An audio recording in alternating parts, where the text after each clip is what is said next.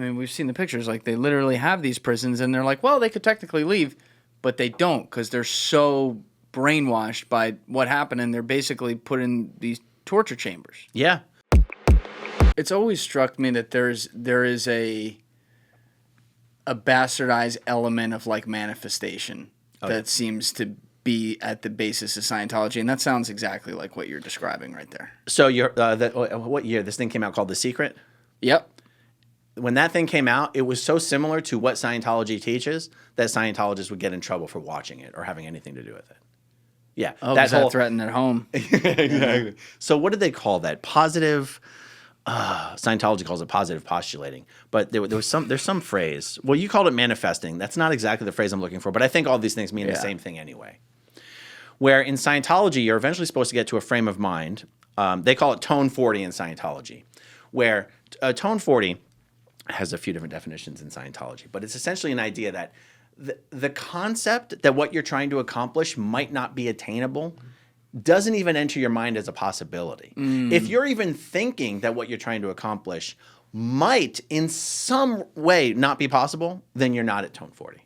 So it's almost like getting rid of all negativity, all counter thought, all counter expectations, anything.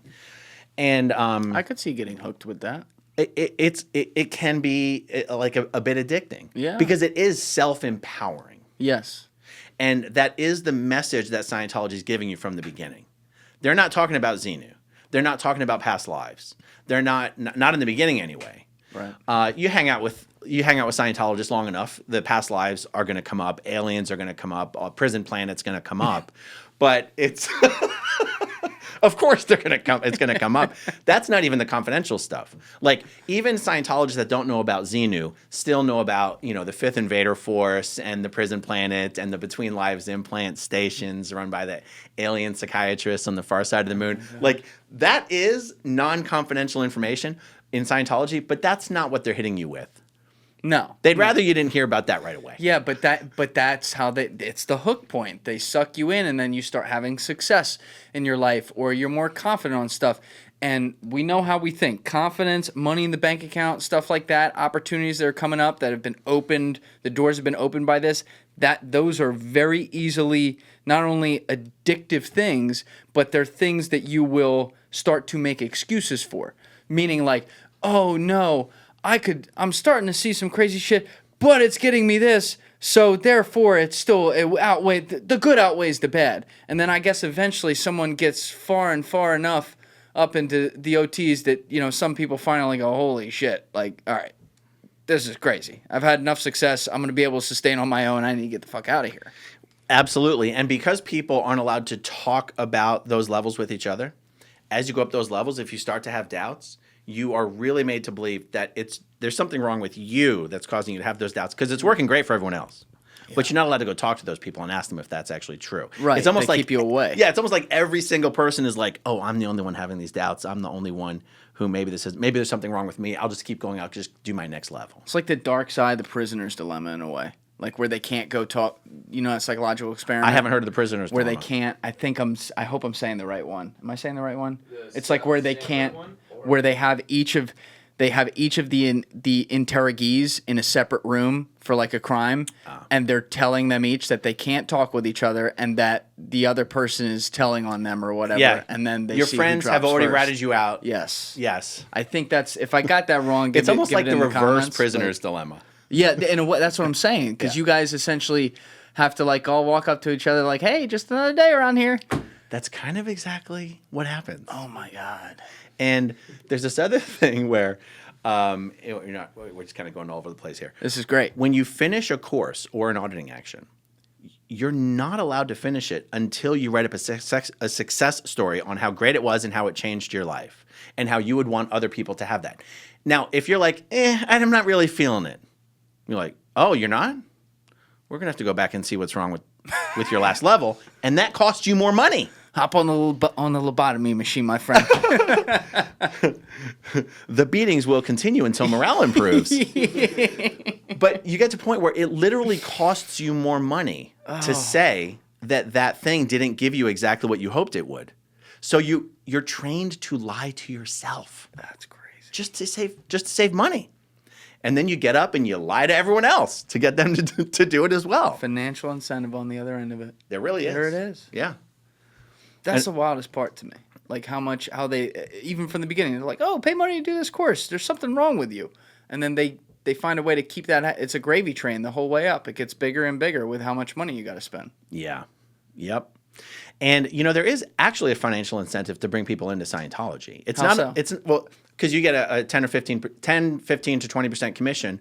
People that you bring into Scientology, they're called your select. Like if I bring you into Scientology, you're my selectee. My pyramid scheme. Except it's only one level deep, so it's not a pyramid. Oh. So if I get you in, that's bullshit. And I get 100 people in, I'm getting commissions on every dollar those people give to Scientology. But if they get people in, I'm not getting an override. They're not in my downline. I'm going and suing in court on behalf of Scientologists. I don't like this. There are some people who that is all they do for a living. They just collect people. Bring people into Scientology, or they run around and find people who have fallen out with their FSMs. And like if I got you into Scientology, but 5 years later we're not friends anymore, when you don't want me to be your FSM, you can just go pick another FSM. Yeah. And so there are some people who just go around and they collect up Scientologists. That's a real liberal rule. They just make the commissions. They just make the commissions. Whoa. Yeah. So like Grant Cardone, when he encourages his employees to get into Scientology, or he's making money on that. He's making money on that. Absolutely. Oh my God, that's just what he needs, more money. It's one of the reasons I personally do so many videos about Grant Cardone. Yeah. I don't care, honestly, on a personal level, I don't care that he's a con man. I care that he's one of the number one recruiters and financiers of this human trafficking cult. You call it a human trafficking cult? It's a human trafficking cult. It absolutely is. And why do you call it that? Because they bring in people from other countries with these false promises, and other, I guess, less advantaged countries, whether it's South American or Eastern European or poor Russians, and they bring them here with these false promises. And once they get here, and let's say they join the Sea Organization, mm-hmm. They're being paid $50 a week to work 120 hours a week. So maybe they were promised they were going to come here and they were going to be a highly trained auditor and all this stuff. And then they're just put to work in the hotel rooms, just cleaning the hotel rooms. They're on a $1 billion contract.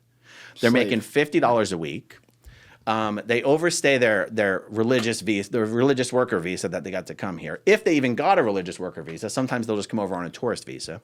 So they end up here illegally. So if they leave and stay in the U.S., they're going to be deported, and many of them don't want that. But by the time they get to the point where they want to leave, they literally can't afford a plane ticket home.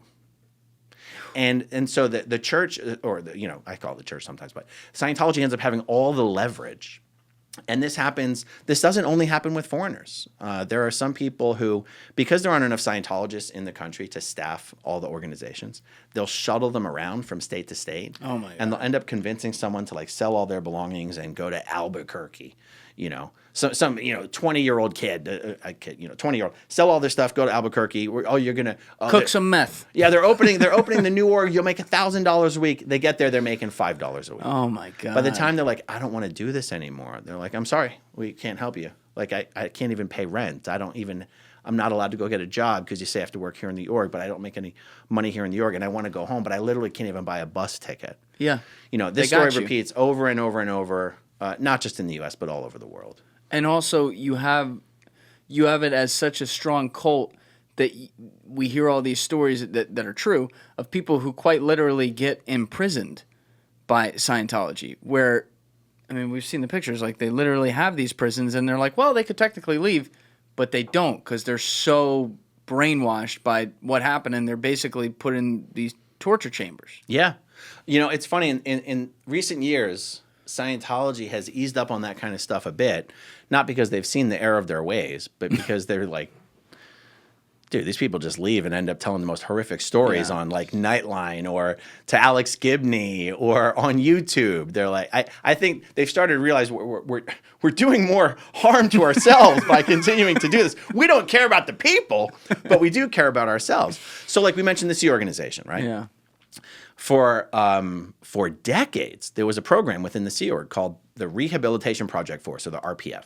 This was, I am not exaggerating, the reconditioning and labor camp for Sea Org members. Yeah, that's some dangerous words right there. If you're a Sea Org member and you're assigned to the RPF, okay, you are separated from your spouse, You are separated from anyone you work with, and you are just put with the RPFers. This program took 3, sometimes 10 years. You do not see your spouse. You do not have any days off. You're now getting paid $12 a week instead of $50 a week. You only speak when spoken to. You have to run everywhere, not walk. It's 5 hours of hard labor a day and 5 hours of interrogations a day. And this is for I'm explaining this program because it's actually an example of one of the things Scientology quietly got rid of in the last number of years. Now. Yeah, but this program had been around since L. Ron Hubbard's day. This program was around when I was in the Sea Org. This program was around when she was in the Sea Org. How did this stuff, this is what I don't understand.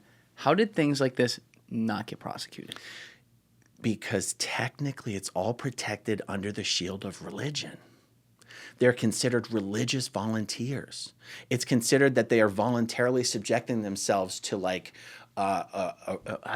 keep wanting to use civilian terms, but I'm not sure I forget what the religious word would be. Like we got monks up in the mountains whipping themselves on the back. Yeah, I understand. That kind of stuff. Yeah. They're like, no, these people want to do this. It's for their spiritual cleansing and enlightenment. And this is where they go, these people could leave if they wanted to, but you go, how would they leave? Who would they go to? Where would they go? How would they get there? Like in many ways, we're speaking. We'll both speak from experience on this. In many ways, people stay because it's just easier than having to figure out how to turn your life upside down and start over from scratch. Yeah, it feels like I always try to picture this, and it's almost like, let's say Clearwater, for example. In Clearwater, there's a lot of Scientologists, and there's a lot of people who aren't in Scientology, and they live right on top of each other. Oh, yeah. And yet, let's say I have a house here and a house here, and this house is a Scientologist who wants to leave Scientology, and this house is a normal place. The day he decides to leave Scientology, and he walks to the other lawn just to see okay, maybe I can get some help from my neighbor here, it's almost like he crosses a literal Rubicon. And it's like it's almost like they snatched your soul. And now you're walking out without your soul, and you got to hope it finds its way back home to you.